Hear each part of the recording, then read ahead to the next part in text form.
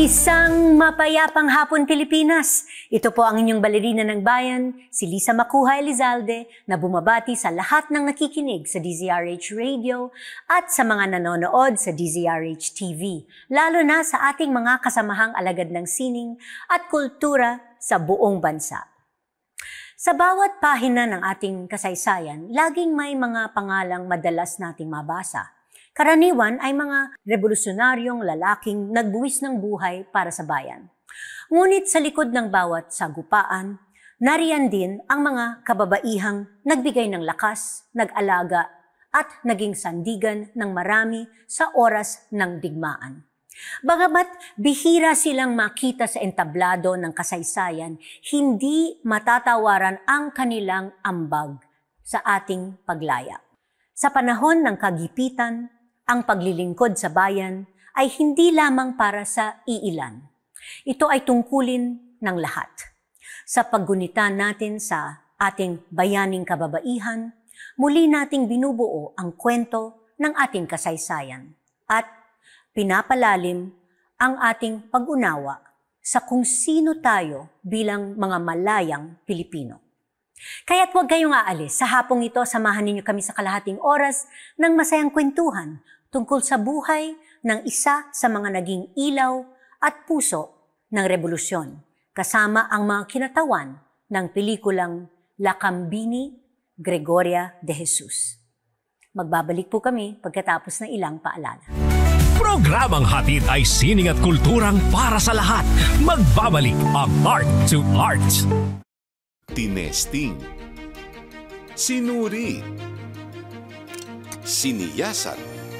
Ang resulta? Super effective ang Shield sa pagpatay ng bakterya at virus. Shield Antibacterial Soap. Believe ang mga eksperto sa Philippine Nurses Association. At si Mami. Tiwala ako sa Shield. Shield Antibacterial Soap. Napatunayang mabisa. Ang mga nurse, tiwala. ACS. Hello, Washi! Laundry day na naman! Yay! Anong meron? Mancha ng chocolate, putik, may libag pa! Kaya natin yan! With Pride Washing Machine Detergent, may triple stain-away formula. Tanggal ang makapit, madikit, at malupit na dumit mancha. Kaya easy-easy ang labada. Mula noon hanggang ngayon! All you need is pride. All you need is pride. ACS. Usapang sining at kultura para sa lahat. Art to Art. Nandito pa rin tayo sa Art to Art at kasama natin sa hapong ito ang mga kinatawan ng pelikulang Lakambini, Gregoria de Jesus. Director Arjan Mar Rebeta and creative producer Ellen Onqueco Marfil. Magandang hapon sa inyo. Magandang hapon naman po. And welcome back to Art para sa inyo. Yes, maraming salamat at naanyayahan niyo ako ulit dito pagkatapos ng ilang taon nung una mo ako inimbita dito. Thank you. And of course, welcome direct sa Art to Art. Salamat po sa pagkakataon. So, napag-alaman namin na ipinagdiriwang natin sa taong ito ang 150th birth anniversary ng ating bayaning si Gregoria de Jesus. Pero nasimula nitong pelikula way before that. So bakit si Gregoria de Jesus ang napili ninyo para maging sentro ng pelikula at ano ang naiiba sa kanyang kwento kumpara sa ibang bayani na kilala na natin? Unang-una ang birthday niya May 9. Kaya ito talaga yung buwan ng kanyang kapanganakan.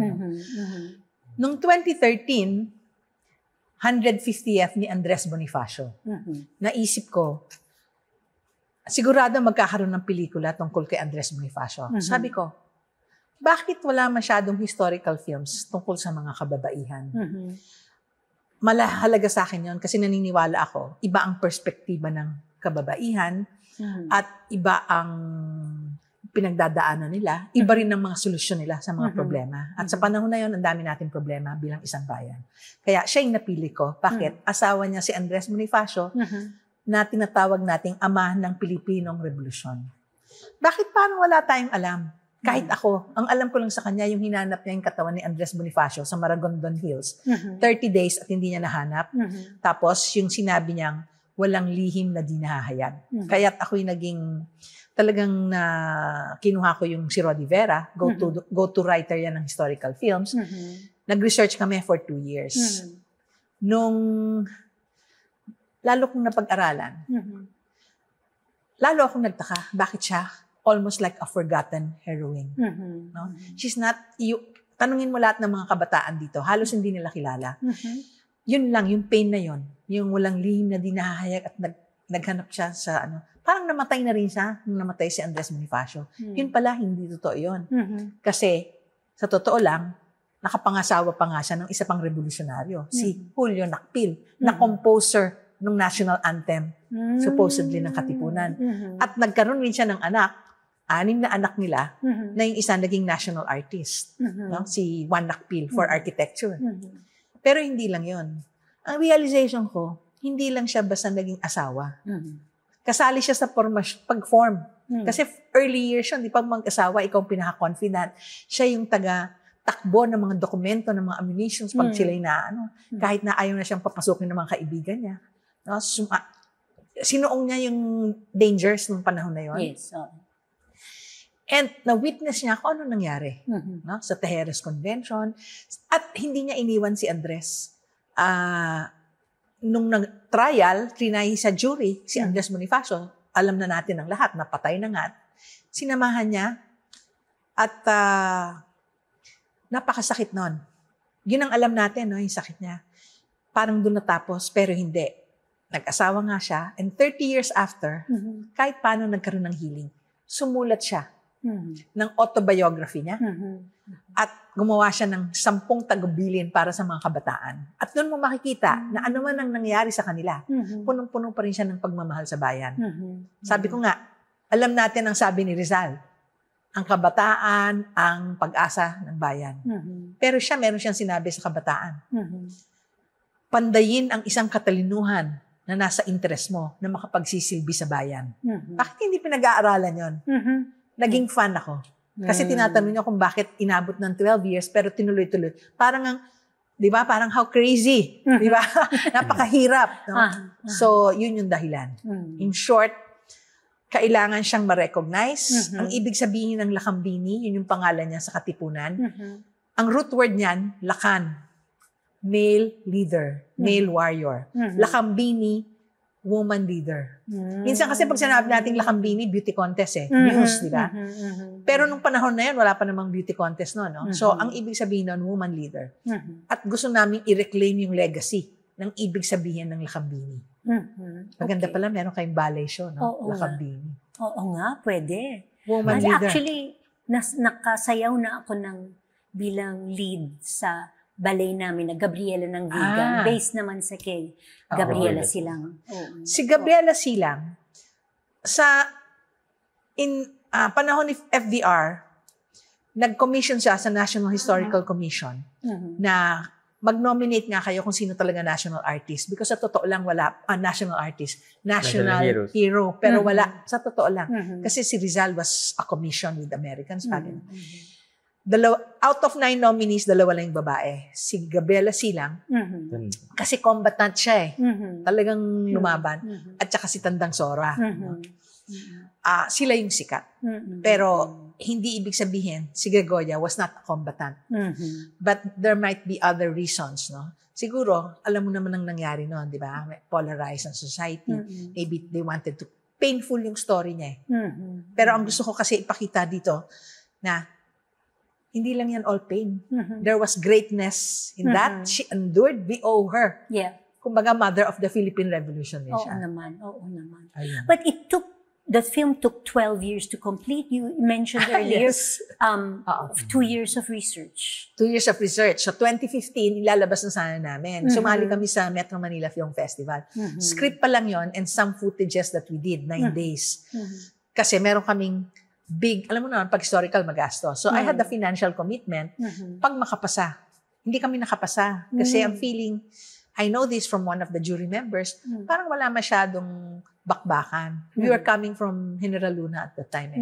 Diba? So, ang feeling nila baka hindi commercially viable. So, nung hindi kami napili nun, we stopped production first to look for funding to continue. Of course, I had other projects at the time. It wasn't very easy to look kasi hindi nga siya kilala. Siguro kung sikat na lalaking hero yan, ang dali ko nakahanap ng pera, no?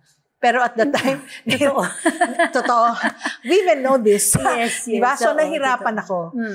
Tsaka meron din, nag-try ako ng ipasa to another woman director. I had Jeffrey Haturian, acclaimed director at the time. I was going to co-direct it with him, pero sa laki ng production, mas nag-producer na lang ako.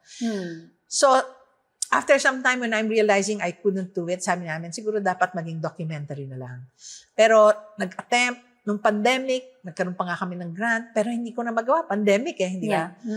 And hindi pa rin ako sure sa format kasi pag sinabi mong dokumentaryo, very cerebral. Ang gusto ko makarating sa lahat ng tao. No? Gusto ko maging household name siya. Until I met Arjan Mar H. Ribeta, nakita ko yung isang trabahong ginawa niya. Sabi ko, ito ang pwedeng magtapos ng pelikulang to. Matatransform niya na makakaabot sa young audiences natin. Okay. So, Arjan, sabi niyo, it's a docu-narrative Docu-fiction. ang approach ninyo sa pelikula. Okay, so bakit ito ang napili niyong estilo para maibahagi naman ang kwento ni Oriang? So, una po sa somehow sariling kasaysayan ng pelikulang ito. Binigay naman sa akin na meron ng mga clips na available. Meron din mga naunang mga interviews na yun yung pinagbasehan ko ng pagpapatuloy ng kwento. So, actually, yun naman talaga ang magiging direction niya, yung pagiging docu-fiction niya. Ang naging papel ko na is paano siya pagtatagpiin at paano pa ako magsusulat ng, sabi nga ni Direk, paano siya mas magiging pang interesting. So, somehow, panibagong research ulit ako kasi may mga pangyayari na wala din sa pinaka-original script at wala din sa na-interview. So, kailangan ako magbasa ulit at magdagdag ng sulat para mas, sabi ko, mas may angkla at mapagdugtong-dugtong ko available. So, somehow, ang naging papel ko rin siguro is magiging mananahi ng panibagong bandila ng Lakambini na to. So, kung paano naging mananahi din si Gregoria is parang ganito din yung pagtatahi din sa pelikulang ito na sabi nga, mas kailangan din siya maunawaan ng mga tulad ko din na nasa millennial, Gen Z, and mga kabataan na mas kailangan makapag-relate din sa pelikula. Okay. Well, sa kahit na ano namang pelikula, no, ang crucial naman ang pagpili ng artista na gaganap siyempre ng mga key roles, no, sa pelikula. So how did you go about choosing your main cast at ano ang mga katangian ng hinanap ninyo para sa main cast? Okay, so meron tayong isang film yung Lakambini. Yung panahon namin ng 2015. Sa kanya yung Lakambini Gregoria de Jesus. And I'd like to say na hindi lang siya nanahi.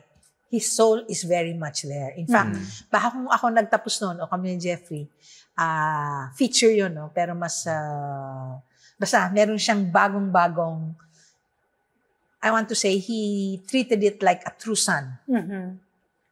Hindi lang cerebral. He had the heart for it. No? So, naging bago estilo. At nagpadagdag siya. Kaya naging mas magastos. Kasi nagpadagdag siya ng ilang drama. Hindi pwedeng kung ano yung na-shoot namin. 9 days A lot of very good footages. We had Lovie Po, Gina Pareño, Rocco Nasino, Paolo Avellino. We were so lucky. And some of them auditioned. Even Lovie Po auditioned at the time. That was 10 years ago. Okay? The project was good, di ba? So, like, we knew the manager, so nakuha namin yon. Kaya nag-shoot na kami kahit wala pang pera eh. Okay? Di ba? Nung dumating sa kanya, hindi na namin basta makuha mga artista. O, yun ang isa niya pang napasok. You can talk about that, about the other actress. And Yun nga. So, una talaga, yung dilemma din namin, paano nga may pagkapatuloy siya, na sana nga si Lovie po pa rin. Pero yun nga, dahil may mga pagkakataon, mga circumstances na maaring hindi namin siya ma-invite sa pag-shoot nito. So, kailangan namin mag-decide. Doon na nga namin decision dati no, is hindi na ipapakita yung muka. Pero, parang alanganin sa akin na parang walang muka, walang emosyon. So, somehow nagkakaroon ng ipanibagong, baka maging cerebral pa ulit lalo pa yung kwento. So, kailangan namin maglagay ng muka. Pero ito yung bagong, just, parang sabi ko nga, kahit mag-iba-iba yung ang muka dito ni Gregoria, is ito na yung mensahe na parang ang mukha ni Gregoria ay tayo na mismo ng bagong generation, kung sino ka, kahit nga ako sabi ko, ako din si Gregoria, ganun din eh. So, kahit sino, as kaya na mag-portray kay Gregoria. So, kaya naghanap din kami na somehow, sinong pwede pang makapagmukha sa kanya na mababagay dun sa role. With sa tingin ko, mas kamukha niya din nga, naglagay na lang kami nga ng nunal eh. And ang isa pa doon, ang isa pang trivia din na hindi namin alam, nung kinakas namin si Elora, nalaman namin na pag-review namin ng mga clips, siya pala ang isa sa nag-stunt nung mga nadulas si Lobby po dun sa bundok. She did the stunt. Siya pala yung nag-stunt na hindi namin alam nung kinukuha namin siya. So, parang panibago na bumalik lang din naman sa kanya yung role. Na ngayon, hindi na lang siya stunt woman doon, kundi siya na mismo. Hindi na siya yung stunt double ni Lobby po. Oo, stunt double din. Kundi siya na mismo. Siya naging si Gregoria de Jesus. You know her name, Elora Espano. She's actually from theater, no? But, ano na siya, nanalo sa stage, nakapagka na nga yata siya, I'm sure. Sa mga theater, sa mga film, ano niya, sa mga nakukuha na rin siya. So, ang ganda kasi magkakaiba sila ng attack. Di ba? Magkakaiba sila ng attack. Siguro isa din yun sa yung pagiging attack is nagkakaiba. Oo, siya yung like an everyday woman. Okay? While Lovie is, iba rin ang dating ni Lovie talaga. Pag nakita nyo, she's not saying anything but just her facial reaction. And of course, Gina Perreño, everybody's saying, ako pang best actress to. No? She's the older. We don't know that eh. She lived up to 67. No? So, yun. I'm very happy, no? I'm very happy na natahi niya at nalagyan niya ng bagong soul. No? And even if it's a documentary, the emotion is there. Kasi ang feature mas drama, di ba? Ang docu mas cerebral. Pero napagtahi niya yung emotional. But because this is historical, hanggang nga, hindi ka lang iiyak, hindi ka lang basta iiyak, you're going to think. No? So it got that combination. So I hope lahat ng manonood nyo, no, will watch it when it does come out. Yeah. Maraming mga kabataan ngayon na hindi talaga gaano pamilyar kay Gregoria de Jesus, no? So, paano ninyo gustong ipakilala sa mga Gen Z o kaya sa Gen Alpha kung sino si Gregoria de Jesus? Siguro ikaw muna, yung attack mo. Sama yun po yung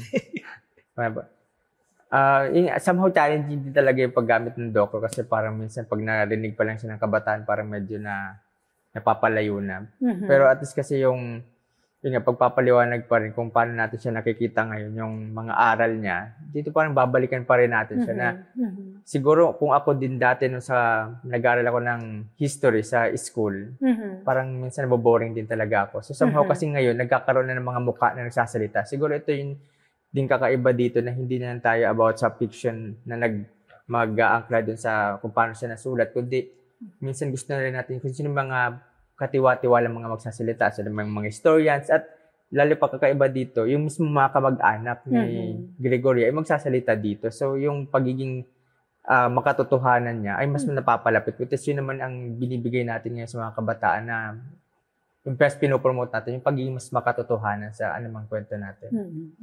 Totoo. You have that drama, pero nandun rin yung room for critical thinking. Hindi lang historians. No? So we have Xiao Chu here, Fe Mangahas, no? To validate. We have ang hirap ng research nito kasi there's hardly material. Yes. No? So talagang, kaya it took 2 years kasi naghanap kami ng mga descendants. No? The Jesus side, Dakpil side, and that's not easy because it's a painful thing. Yeah. And ito yung maganda dito. Ang dami kasing artists who did work on Gregoria de Jesus. Inano ko talaga sila, hinanap ko sila. At tinatanong ko kung, ganito rin ba kayo? Binabangon rin ba kayo?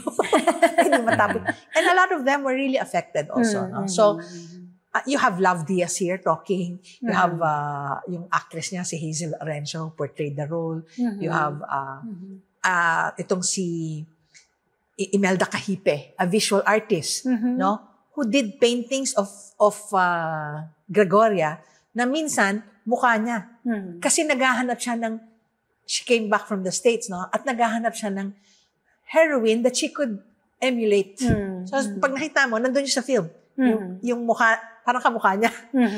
So, different artists speaking up, historians, descendants. So, it's full of all of this combination of the dramatic scenes are also very good. So, yun yung kakaiba. And I think, we hope that siguro sa umpisa, baka hindi nila papasukin eh. Yun nga yung takot namin. So, may I continue how we plan to campaign for this. Natapos namin to mga towards end of 2024. Actually, up to January, nagbabago ka pa ng konti, no? Alam mo naman, pag accuracy, ay, mali yung text, aayusin mo pa, no? Pero tapos na. Tapos na talaga. May MTRCB na nga, parental guidance, PG, no? Okay. So sa akin, how do I plan to campaign for this? I treat it like an election campaign. And she is my candidate. But the election will be in November. Kasi yun yung 30th ni Bonifacio. When I say campaign, lahat iniikutan namin, no? That's why we are so happy that kasi ang National Historical Commission of the Philippines, napili rin nila si Gregoria. Hindi ko alam kung before us or after we'll commemorate the 150th of Gregoria, Pinky Ann, Emilia Jacinto, and another, Gregorio del Pilar. So recently, nung birthday niya, May 9, nilabas nila sa channel nila yung teaser namin. We have a teaser, which I hope you can also show. And, we got about 200,000 likes with a lot of comments. No? And then, ito maganda, sa Congress, may nag-file na ng resolution. No? Si Congressman Arlene Brosa, Sara Elago, nag-file sila ng resolution, nagkaroon na ng first hearing under Congressman Romulo na approve yung pag-commemorate ng 150th year. It's not about our film, but the commemoration. Kasi sa Senate, nag-file rin si Senator Risa Hontiveros. Magkaka-hearing pa yan. Mahabang mga hearing sa mga ganyang Senate Congress. There are at least 5 cities. Quezon City, Baguio, Iloilo, Caloocan, where she comes from, and another one, na nag-file na rin ng resolution at na-approve na. To honor the commemoration of 150th. That is a big thing for us. Next, we're partnering with all types of organizations. We want to show to historians, to women's organizations, to student organizations. There's a lot of women's organizations in schools. PUP, Ateneo, Marino. It's parang election. No? Trying to partner with them because, I'm crazy. I finished these 12 years. Diba? Sabi ko, I want to go mainstream. She deserves nothing less. No? Meron kaming, sana ma-portray nyo, meron kaming poster of all historical films. Talaga lahat men. Rizal, Aguinaldo, Bonifacio, Gomburza, lahat. Nasa gitna yung sa amin. Isa lang. And I feel she deserves nothing less than a mainstream. Kasi yun yung impact eh. Yes, I can always show it, school. But the impact in the minds of people will not be as strong. So that's how we're trying to do it. And I hope everyone listening, everyone here could really help us. We're looking for partnerships para mag-block screening dahil pag on first day, wala masyadong nanood, tatanggalin ka ng sinehan. Ang hirap kumita sa pelikula ngayon. Ang hirap panuorin. Kasi, sa November ba? Sa November. Kasi lahat mag-expect sa iba, small, Netflix or community. But maybe, wag nilang abangan doon because I have no plan. Okay. Right now for that. Aabangan natin yan sa November, sa sinehan. Yes. Okay. Marami pa po tayong pag-uusapan tungkol sa pelikulang Lakambini, Gregoria de Jesus. Dito pa rin sa Art to Art, magbabalik po kami pagkatapos na ilang paalala. Programang hatid ay sining at kulturang para sa lahat. Magbabalik ang Art to Art. Schedule ng mga inaabangang konsyerto, update sa mga magagandang panoorin sa mga tanghalan at teatro. Narito na ang Art to Art Calendar. Narito ang ating arts calendar. Sa teatro, inihahandog ng Cultural Center of the Philippines, the Writers' Block at Tanghalang Pilipino ang ika-20 pagtatanghal ng Virgin Lab Fest mula June 11 hanggang 29 sa Tanghalang Ignacio Jimenez, CCP Complex, Pasay City. Ang naturang festival na ngayong taon ay may temang hinog ay nagtatampok ng untried, untested at unstaged one-act plays. Bumisita sa social media pages ng CCP para sa mga detalye. Magbabalik entablado ang bawat bonggang bagay, ang Filipino translation ng Every Brilliant Thing ni Duncan Macmillan kasama si Johnny Donahoe mula June 14 hanggang 22 sa Power Max Center Spotlight Black Box Theater sa Circuit, Makati. Tampok muli si John Santos sa one-man play na kwento ng batang lumaking kasama ang isang magulang na may mental illness. Maaring bumili ng ticket sa Ticket World. Sa musika, bilang pagdiriwang ng 127th year ng Philippine Independence, inihahandog ng Artists Organization kasama ng Double Pentagon Concerts at Meridian Innovation Center ang pianistang si Dingdong Fiel sa kanyang All-Filipino Classic Concert na Aawitan Kita, Bayan Kong Minamahal. Ito'y gaganapin sa June 10, alas 6 ng gabi sa 11th floor ng Double Dragon West, DD Meridian Park, EDSA, corner Macapagal Avenue, Pasay City. Kasama sina Algat Maitan, Margarita Rocco, Vincent C., June Tuwason at Eden Dumlao sa pagtanghal ng mga awit pag-ibig, kundiman at harana. Sa kultura, opisyal nang nagsara. Noong May 30, maaari pa rin bisitahin ng Leticia, A Life in Letters, isang immersive, multisensorial exhibition na nagpupugay sa buhay at pamana ni Leticia Constantino, isang writer, nationalist, historian, chronicler at teacher. Handog ito ng Constantino Foundation sa Linangan Gallery, Panay Avenue, Quezon City, bilang pagtanda ng kanyang 105th birth anniversary. Tampok ang mga liham, larawan, diary entries, recipes, audio recording ng pagtugtog niya ng piano at iba pa. Mag-email sa info@constantinofoundation.org para makapagrehistrong pumunta sa exhibit. Tinesting, sinuri, siniyasan. Ang resulta? Super effective ang Shield sa pagpatay ng bakterya at virus. Shield Antibacterial Soap. Believe ang mga eksperto sa Philippine Nurses Association. At si Mami. Tiwala ako sa Shield.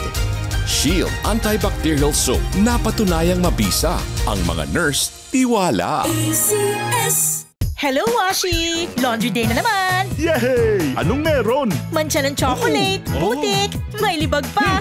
Kaya natin yan! With Pride Washing Machine Detergent, may triple stain-away formula. Tanggalang makapit, madikit, at malupit na dumit-mancha. Kaya easy-easy ang labada. Mula noon hanggang ngayon. All you need is pride. All you need is pride. ACS. Usapang sining at kultura para sa lahat. Art to Art. Andito pa rin tayo sa Art to Art at kasama pa rin natin ang mga kinatawan ng pelikulang Lakambini, Gregoria de Jesus, Director Arjan Mar Rebeta, and Creative Producer Ellen Onqueco Marfil. Okay, so nabanggit nyo kanina na for the movie, nag-interview kayo ng marami. Pero kung si Gregoria de Jesus ang pwede nyong interviewin ngayon, ano ang itatanong ninyo sa kanya? Ikaw sa maganda. Siguro tulad din ito kung paano namin, ang tanong ko is, paano ba maghanap ng katotohanan? Kasi ganun din siya katsaganan kung paano kung paano yung sikat na kwento ng paghahanap niya sa bangkay ni Bonifacio ng kanyang asawa sa bundok sa Cavite. So, ganun din dapat tayo katsaga. Na siguro, yun yung gusto ko paano, anong klase bang ang motivation para malaman mo tong, para maghanap ng katotohanan at paano makakamtan ng hustisya, which is hanggang ngayon, di ba, hindi niya rin naman nahanap. Pero hanggang magtanda siya, siguro yun ay naging part ng kanyang karanasan. Kaya hanggang masulat niya yung biography niya at mag-iwan siya ng mga utos. Parang may dala-dala pa rin yung nahugot na kahit nga pagsabi ng matakot sa kasaysayan kasi walang lihim na hindi nabubunyag. So may ganun pa rin siyang hugot about sa katotohanan, about sa hustisya. So malamang ganun pa rin ang tanong ko sa kanya is nakabatay pa rin doon sa kahalaga ng katotohanan at hustisya na kanyang pinagbigay halaga. At sa tingin niyo kung nabubuhay ngayon si Oryang, anong issue ng lipunan ang ipaglalaban niya? I think, almost sigurado ako, magiging miyembro siya ng isang women's organization. Bakit? Hindi lang, napakalakas nga yung paglaban para sa kasarinlan ng bayan. Meron nga siyang line doon, tiniis ko lahat to para lang makita kong yung flag, bandila. Makita kong inaano sa lupa natin. Matindi sa kanya yung kasarinlan, nasa saying niya yan na dapat may unity. Pero bakit women? Because she faced a major women's issue. No? Hindi rin ito masyadong tinatakil, no? That she experienced some kind of abuse from one of the soldiers that arrested them. No? And that is in the trial records of the trial of Bonifacio. Sinabi niya talaga na merong ginawa sa kanya isang colonel. So I know that is a major issue which continues to be a major issue today. And this is what's great, ha? That was 1897. She was about 22 years old. Kaharap niya jury of men against them. She spoke about it. Kaya hindi yan siguro ng pag-aaralan. Kaya siguro we didn't hear much of her. It's just too painful. So I know, ilalaban niya yan today. Malaking bagay yan sa kanya. No? Plus, the political situation, she's going to be a fighter for that. Alam mo naman, dami nating polarized kind society natin. Hindi siya mananahimik. Because she did not fight then just because she was married to Andres. Naniniwala talaga siya doon. May dagdag ako. Sige. So may dagdag pa ako niya. Parang nung binigay kasi sa akin yung project, isa sa nakapagpa-decision sa akin na gusto ko siyang tanggapin, is dahil medyo yung mga kwento kong nasusulat that time is about sa mga nawawala. Mga nawawala is parang lagi nag-rotate sa nawawala. Nawawala ang katotohanan, nawawalang justisya. Dito sa nawawalang bangkay. So, kung question sa akin is, ano sa tingin ko yung issue nga sa lipunan na parang maaari ang pagtuunan ng pansin, isa mo sa mga about sa desaparecidos, mga nawawala. Hanggang ngayon madami nawawala, di ba? From noon, martial noon, hanggang sa panahon ng kakatapos lang ng mga administrasyon. At kahit nga yung di naman abot ng pansin, di ba sa mga sabunger na nawawala ulit. So maraming nawawala na sa tingin ko isa yun sa maaring siya pa ang manguna. Kasi na-experience niya mismo yun at siya ang isang una magkikipaglaban. Kaya nga sabi ko nung pinag-aaralan ko si Bonifacio, pwedeng siya ang maging kinatawan ng pinakaunang desaparecido sa bayani. Yeah, that's a very nice. Isa sa unang desaparecido. Okay. So ngayong ginugunita natin ang 150th birth anniversary ni Gregoria de Jesus. Anong klase ng bagong pagkilala o pagkilala muli ang gusto ninyong mangyari para sa kanya at para sa iba pang babaeng bayani sa ating kasaysayan? How can we best honor these women's sacrifices? This film is one way of honoring them. No? And sometimes our past is painful, not only sometimes, often, but there is greatness in the past, and we have to honor that past, warts and all, so that we can move on. And we know that if we honor the women, they make up what? 50% or even more of our population. We need, yan nga yung hidden force the women, no? To honor the, parang first lady siya, no? To honor a woman leader of the past is to empower women of today. No? So, yun yung, I think that's very important for us. Okay. And so, bukod pa, of course, sa pelikula ninyo, what other resources could you recommend to those who want to get to know Gregoria de Jesus better? Saan sila makakakuha ng impormasyon about Gregoria de Jesus? Meron bang mga libro? Meron bang iba pang mga documentary films from the past? Una, meron silang museum. Bahay Nakpil Museum in Manila. Doon sila tumira ni Julio Nakpil. No? In fact, nung una namin ni-research ko, hindi pa siya talaga museum. But after some time, now it's very well developed. Nandun lahat ng mga storya nila. Andun yung, may mga libro na biography. There's this Natasha Quintanar is a book for young people about Gregoria de Jesus. Okay. UP Manila came out with a book about 3 women leaders, Marina Dizon, siya, at saka si Nonay. Nonay is the sister of Andres Bonifacio. Wala na tayong narinig sa kanya. Very active rin yan. But she had to go on exile. Kasi nga hinahabol rin sila nun. Alam naman, pag nagkaawayan, dalawang puwersa, nagkakahabulan. And she lived there. In fact, we met some descendants in Denmark na yata. So, meron ng mga ganyang libro. Si Dr. Xiao Chua, I think, has some materials. And online. Hindi ka mauubusan. Kaya lang nga, alam nyo, when you Google online, there are some facts there that are not necessarily facts. No? Hindi ko sinasabing mali, pero minsan, as Xiao Chua would say, may not be based exactly on primary sources. But you will get the gist. Yeah. Makukuha mo pa rin yung halaga niya. No? So, marami yan. Kahit sa Reddit nandun, nakita ko nga eh. Nag-research ako the other day. Hoy, pinag-uusapan nila. Pero nakakatawa kasi si Reddit, na discussion, sino ba si Andres Bonifacio? May ganon. Ganun kagrabe yung state of... Alam mo, another goal ko dito for this film, sana, yung magkaroon ng historical consciousness ng mga tao.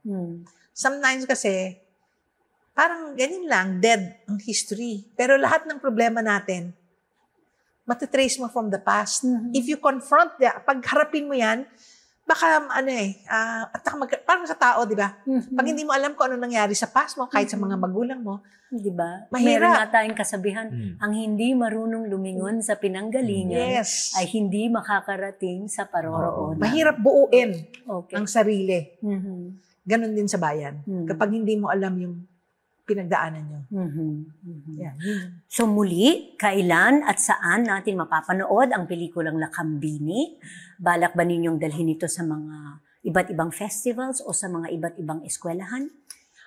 Yes, of course, we are applying now for festivals. We still don't know, but we're going to have one festival here in the Philippines already. Masasali na kami. Hindi ko na muna babanggitin kung saan. And we're going to magkakaroon kami ng palabas sa mainstream cinema. No? Maraming nagtatanong, lalabas ba kayo sa Netflix? Magko-community screening ba kayo? Ang hinihingi ko, no, sa inyong lahat, sa inyong mga nanonood sa inyo, sana tulungan nyo kami na mag-succeed muna tayo sa mainstream. Bago nyo intayin, kasi wala naman akong planong mag-Netflix. Kasi sa akin, very powerful yung ipapalabas as may discussion. Kasi pag sa Netflix, wala ng discussion. Matyaga ako. Nung lumabas ako dito, Boses, 17 years na, miikot pa rin. With discussion on child protection. No? And it's more powerful that way. Yeah. Siyempre. So, pag may interaction, talaga mas meaningful. Sana tulungan muna kami ng lahat. Kasi marami na ngayon, hintayin nila sa Netflix. Sabi ko na, wala kaming plano. Hintayin na lang na mag-school. Wala ako kagad na plano. We might even go abroad first. Kaya na nga interesado I haven't told you, no? Na distributor sa New Zealand, Australia. But that will be all after November. Okay, so sa November, mainstream. So abangan natin yan. Po natin. Yes. Actually, November 19. November 19 is the big day. Kasabay namin ng weekend, kaya please. Ay, naku. Yes. Okay, so kung may isang mensahe ang gusto niyong baunin ng audience, paglabas nila ng sinihan, pagkatapos nilang mapanood ang Lakambini, ano yun at bakit? Okay. Parang paulit-ulit lang talaga ako dun sa yun nga, justice and truth talaga Parang hanggat lalo na ngayon, panahon ng social media, kung kailan nagkakalat ang fake news.